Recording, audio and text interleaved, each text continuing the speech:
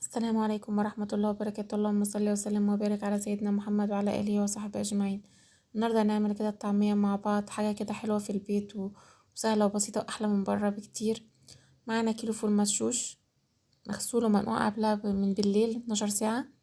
معانا 4 فصوص توم وبصلتين وخضرة اللي هي كزبرة خضرة وبقدونس أخضر وكرات. دول كانوا عندي في الفريزر، بجيبهم واغسلهم واقطعهم وانعملهم في الفريزر.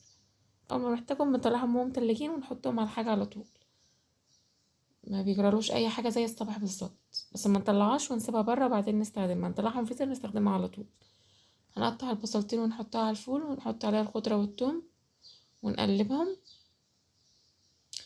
بسيطه جدا وسهله جدا ومبتاخدش اي وقت معاكي في البيت، وانضف من بره بكتير. طبعا انت غسل الحاجه وضمناها. احنا قلبنا كله. هنجيب بقى الكبه، او لو عندك المفرمه ماشي، او المفرمه اليدويه ماشي. هنا هنضربها. انا كنت بفرمها على المفرمه اليدويه عادي. وقفنا هنا شويه عشان نقلبها.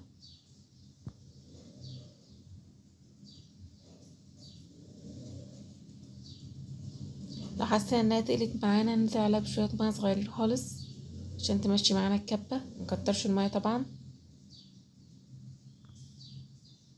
ياريت متنسوش اللايك والاشتراك في القناه. هنفضل نضرب فيها لحد ما تنعم خالص. بوريكم شوفوا نعوميتها عامله ازاي، زي الجاهزه بالظبط. انا كنت ضربت كل الكميه خلاص. التوابل بتاع البهارات بتاعها هننزل عليها بملح وكمون وكزبره ناشفه وشطه، بس كده دي البهارات بتاعها. ونقلبها بقى ونعبيها في اكياس ونحطها في الفريزر ونطلع كيس كيس في وقت الاستخدام.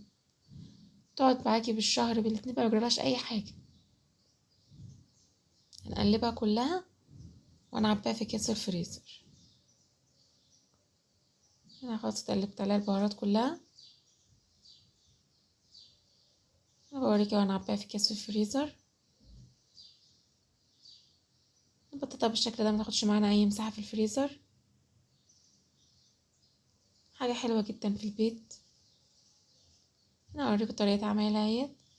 هحط ذره بيكنج صودا، كربونات الصودا، وعلى بيضه. البيضه دي اختياري، اللي بيحبها يحطها بيحطها، محبش يحطها ما يحطهاش عادي يعني، ما بتفرقش. الكربوناتو بينفشها لوحده من غير البيضه كمان.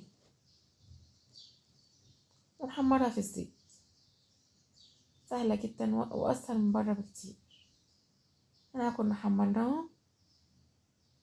بوريك انها هشه ومفرغه من جوه ازاي، وشوفوا سخنه ازاي. حلوه جدا، جربيها وطريقه مضمونه. ان شاء الله لايك واشتراك في القناه وتفعيل الجرس عشان يوصلكوا كل جديد.